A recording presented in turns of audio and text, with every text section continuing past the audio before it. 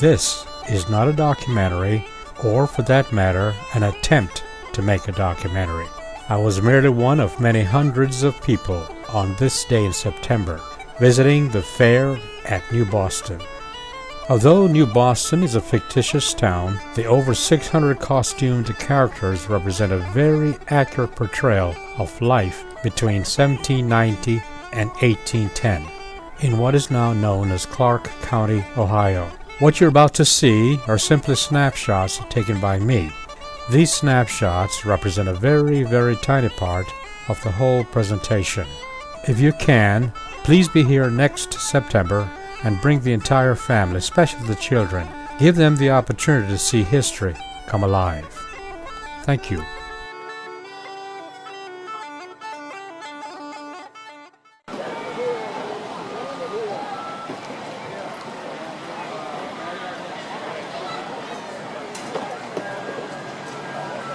Okay, when you pop out climbing and riding with you. There you go.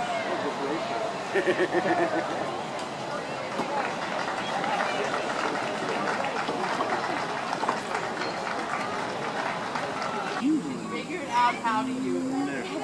How do you show me how it works? Yourself, Isn't that magic? then you hand them out. Wow, look at that. And what is that called? A Jacob's ladder, huh? It's been around forever. Wow. How long? It's been around? Oh, I'm not even sure how long they've. It's just one of those kids' toys that just have been around. It's I'm not ingenious. sure exactly when they were made. How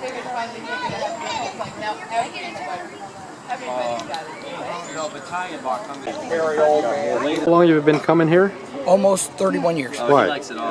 Well, my father worked for the Ohio Historical Society.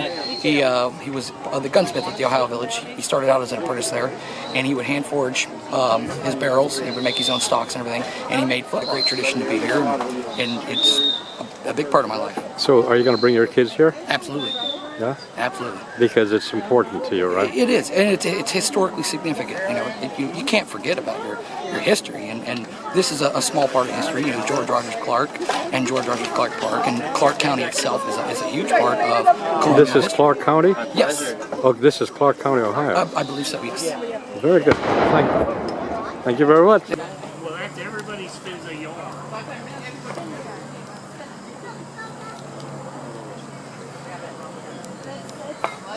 It just doesn't work for me, I guess. Is this, what's the name of this place? Springfield, Ohio? Springfield, Ohio, yes. Yeah. And have you been doing this for a while? 3 years. This is my third year. Yeah? And why do you do it? My dad is really into this whole Native American stuff, and so I like to come here and do it with him every year. Mm-hmm. And would you want your own children to do this? I tend to carry this on when my dad dies. I want to be able to do this, and if my children choose to do this, then yes. Very That'd be good. cool. Thank you very much. I appreciate it. Thank you. By a lot of the tribes. The other thing that happened, both the men and women, was if a native child. So this measure holds 55 grains of gunpowder. So, since we're not going to make it with gun... I think the peppers... Use our... We'll make a seasoning cartridge here, if it'll work. Normally it'll work. This is normally why we use pepper, because it's... Oh, okay. Yeah, no, she just took a group in there, and John was supposed to be going to get a Scotch egg, but I can see now that... We use these, or we use a little bit. We're getting enough out of there, we'll fix this up. You tell me, what exactly am I looking at here with this compound? What are they doing here? Well, this is a portrayal of the Shawnee village. It was the Lady Hawk village. It was we're portraying the village that Tecumseh, I believe, was born in. It was part of the Piqua village in the 1790s. So we're out here really just for the education, let everybody know, so give everybody opportunity to learn and experience the history, firsthand.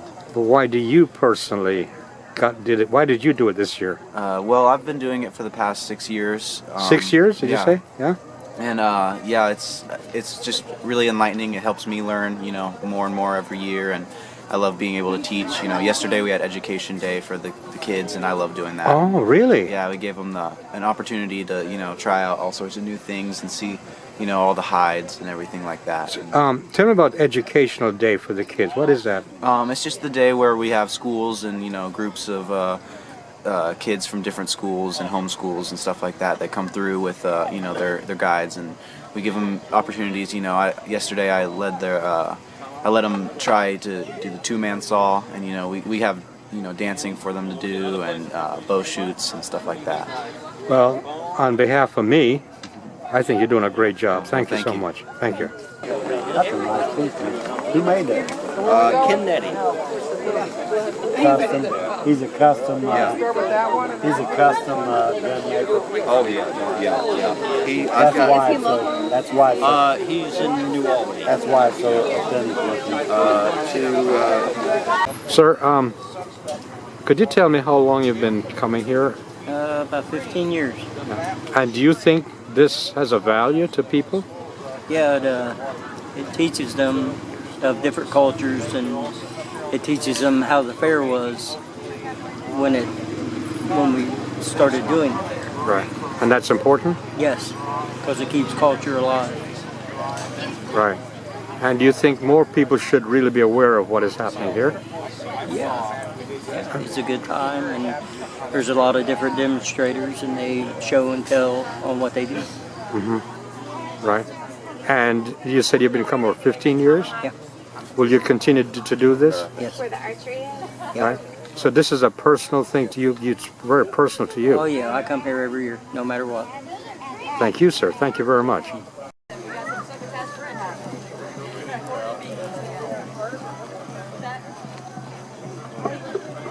Oh, you can do that, but yeah, the actual rule is just the actual toll rates. Yeah, everything else is an additive. Somebody doesn't know how to cook a squirrel. Let me go ahead and... Now, let me get over there. He's the one. All right. I'll be passing my basket around. On my basket is my bell of freedom. If you give me $1, I can add it to my dowry and leave this carnival life for one of unbridled domesticity. Give me 5, then it will. Okay. And we dump it down in the cartridge carefully so we don't spill it all over the place. We have one coming in for handicap parking. You have to. There's a blood, black bile, and yellow bile. So if there's any malice in there, humors, or there are bad humors, then you get them out. So if you're sick, then take a bleeding bowl, put it up to your arm, take a fleam, make an incision, and all that sick disease blood will flow out of your arm into the bowl, ridding your blood. Well, it depends on how you define that. Yeah. Do you mind if I took this out? But anything that's here, now I just have empty bottles for like opium and laudanum and stuff like that, but any bottle that has contents in it, it's the actual recipe, whether the chemical or plant. Yeah. Hey. They don't know why it's called that. That's Dan. All right, well, thank you. Nice to see you.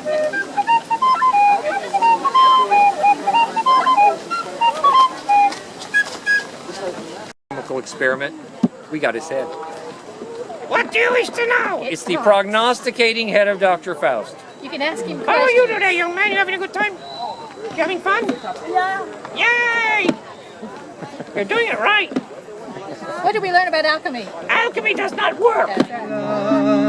Mohodes lalax kagachenchestru. They called me fickle, they call thee false one. They seek to change me, but all in vain. For thou art my dream, yet through the dark night, and every morning I watch the main. Hiravatas Nahoroela, Hiravatas Nahoroela, Hiravatas Nahoro Ela. Oh, fare thee well, love, where'er you be. There's not a hamlet, too well I know it, where you go wandering or stay a while.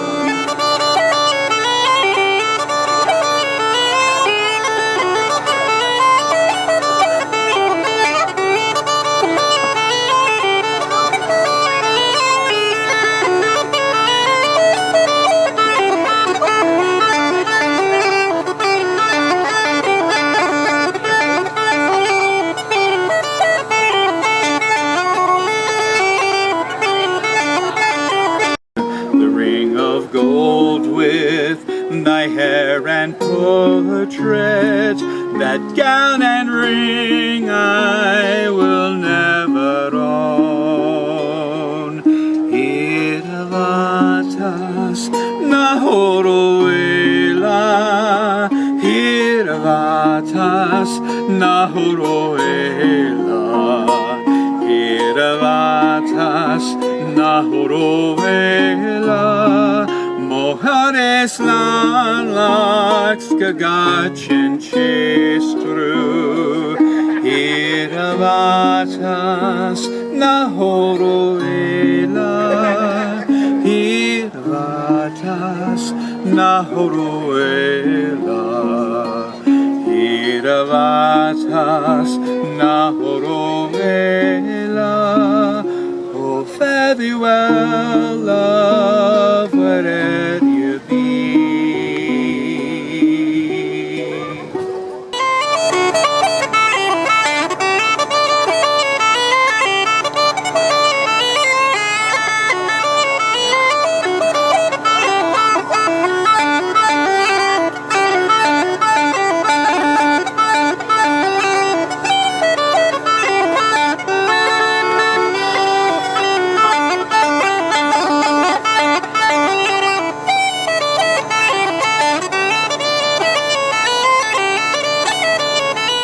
King James, they ended up going to Northern Ireland, what we think of as Northern Ireland now, and were there during the 1600s and the 1700s, but in the 1700s they started moving off to America. So they ended up going into the colonies, and a lot of times going into the frontier. So they were a lot of the first settlers in the frontier, and also moving into the Appalachians, into Virginia, Pennsylvania, so the Appalachian Mountains and the early frontier. So that is why I do songs such as that, because they brought their culture and their music and their stories and songs with them.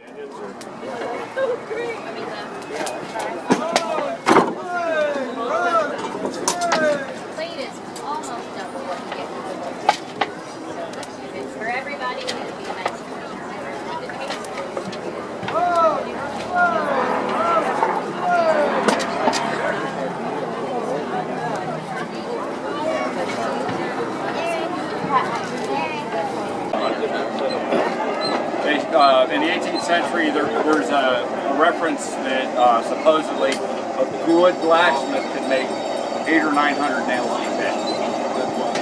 But a good nailer, somebody that specializes in just making nails, the equipment's a little different, can do 2,300. So if you watch, try to imagine some equipment that might be a little bit different than what I'm using. And that's coming up. Same steps, same process, but the setup has to be different. Here's one.